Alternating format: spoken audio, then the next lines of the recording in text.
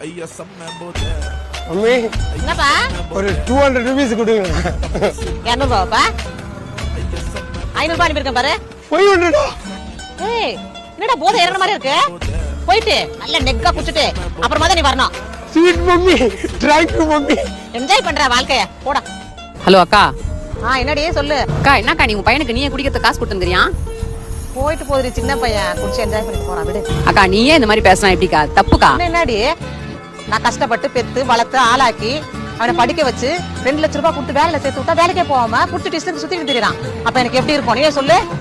அதான் என்ன பண்ண ஏன் பாலிசியே போய் அந்த ஒரு பாலிசியை போட்டு வச்சிருக்கேன். என்ன பாலிசி அது? அதான்டி இன்சூரன்ஸ் பாலிசி செத்து பணம் தருவாங்கல்ல அது போட்டு வச்சிருக்கேன். ஐயோ அக்கா பயங்கரமான ஆளுக்கா நீ. ஆமா 8 வருஷம் ஆகி போச்சு இன்னும் 2 வருஷம் தான். நீ செத்து போச்சுன்னு வச்சுக்க அந்த காசை வாங்கி என் பொண்ணு கல்யாணத்தை ஜாம் பண்ணிடுவேன். என்னவா அம்மாட்ட ஏதாவது சொல்லுமா? பணம் ஏதாவது கொடுத்துருவேன் போதை இறங்க மாதிரி இருக்கு.